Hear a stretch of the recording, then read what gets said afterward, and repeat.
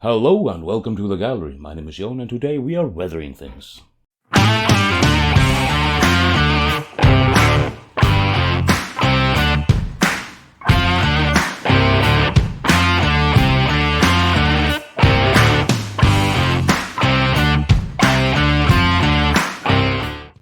This week we are just weathering things. We are taking a plastic art with crap stuck to it, we're adding colors to it, and then using quite simple techniques to weather it and make it look old and decrepit. This is useful both for vehicles, for terrain, even bigger models, even in some cases smaller models. It's all really up to you, but these are the techniques I use most often because they are quick and they are simple and they look decent enough. And here we have what we'll be working on today. A small plate with various things on it, and we're just painting it up and weathering it down. We're starting on the metallic bit, the iron bit. We're painting iron breaker over everything on the right side, both the fence and both the smooth plates. We're doing two different rust effects here, and the back portion will be done in a more dirty kind of fashion, the other one more controlled. We're starting out with typhus corrosion here on the chain links and on the plate behind the chain links. We're watering it down and we are going to feather it a little bit just so it doesn't look too painted, but it's gonna be looking okay anyway. So after that's finished, we let that dry and it'll be some sort of gritty backdrop for the next step. And the next step is this, dry brushing riser rust and orange dry paint over top everything there to get that orangey rusty look to it. And now we're gonna add a little bit of null oil here and there on it just to get a little bit of extra depth. You can skip this, you can be a little bit more careful when you're doing the dry brushing and the typhus corrosion, or you can use acrylic earthshade or contrast paint or whatever you want, but I wanted a little bit more depth to this. Once that dries, it's only the matter of fact of dry brushing a little bit of iron breaker over top of the chains and over the backdrop to get that little bit of extra metallic feel to it.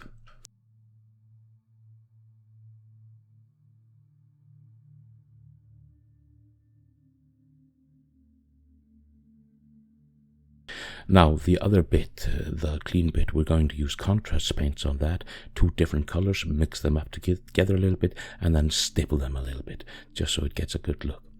After that we're going to put some satin varnish over it, and once that dries, hairspray. Just decant it into a little thing and brush it on top. I forgot to film when I was filming that, so we won't see me doing two clear coats of something. And then after the hairspray is dry, I paint over it with Cantor blue to get it to look like this is a painted metal plate. Now the hairspray after that is really going to do what it needs to do for this, because it will go away if you paint it with water. So I have water on the brush and I'm just brushing that over the blue and then dabbing away with a wet towel, and you can see the blue going away and the underside, which is the rusted plate, starting to show through. And this makes for awesome, both on old vehicles, on old terrain, on containers, whatever you feel like. On your dirty, grimy nights, this is great. Really, really quick and really, really simple. You just need a little bit of hairspray, cheapest brand you can find, a little bit of water, and the varnish helps quite a lot because it'll protect the stuff underneath the hairspray. It's not necessary, but I like to have that extra bit of security.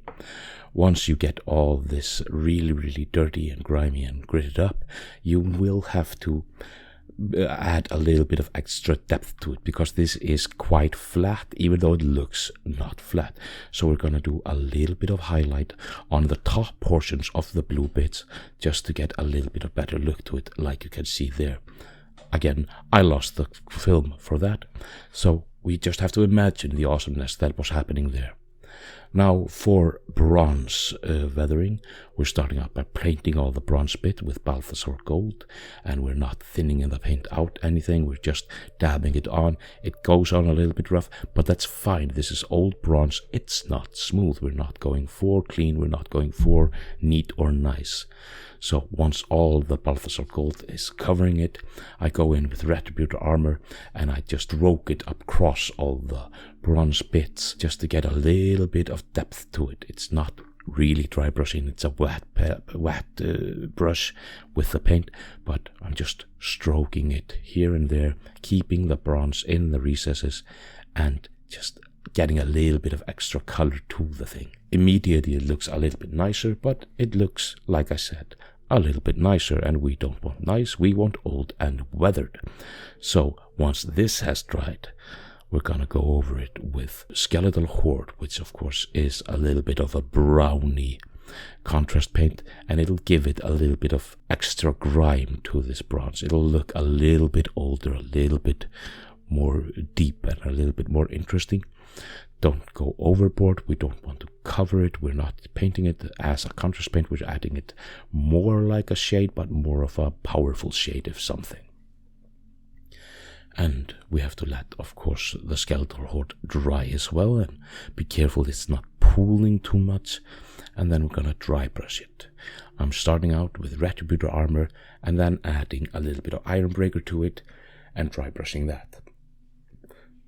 I'm not dry brushing with pure Ironbreaker because that'll be a little bit too silver in my opinion. I want to have a little bit of gold to the silver thing, mainly because if I'm using silver, I'm going for crisp and clean, and I'm not using crisp and clean.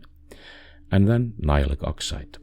I water it quite a lot down, like I do with the Typhus Corrosion. I want it to be a little bit watered down. It'll give it a little bit more oomph. It'll set more in the recesses and only tint the surfaces of the other bits.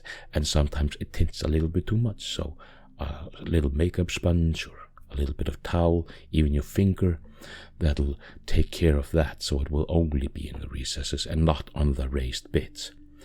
However, after I finished putting on this thinned out version of Nihilic Oxide over the entire thing and gone back what I wanted to have not have Nihilic Oxide on it, I put a little bit of Nihilic Oxide again in the deepest recesses where I wanted more, inside that pile there in the broken bits, where the water would collect.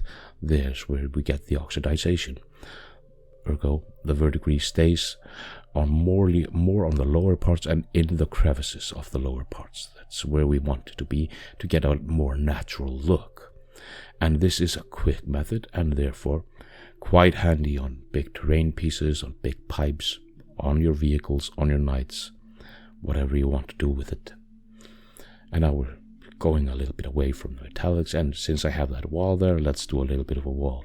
I put in Griffjudger Grey contrast paint on the wall, and it has a zenithal highlight, so that immediately looks rather nice.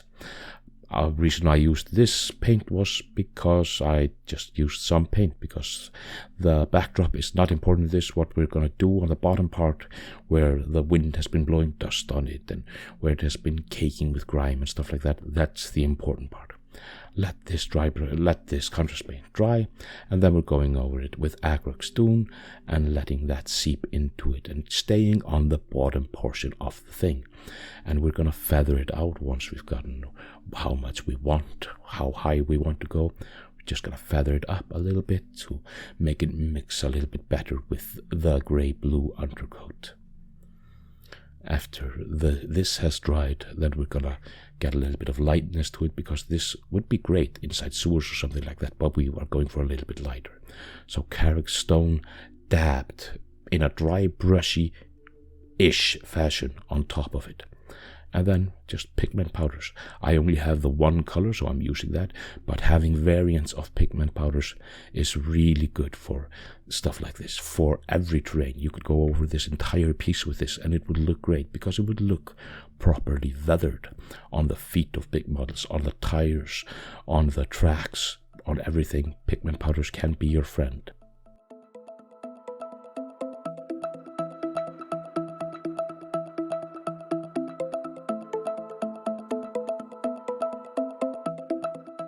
And there we have our little wall piece.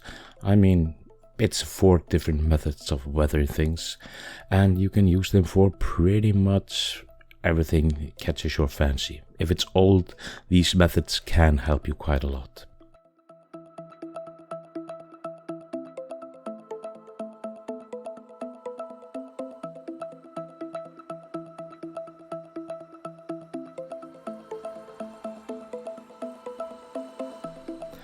Thank you very much for joining me here today. There are links in the description for all kinds of stuff, social media and various tidbits.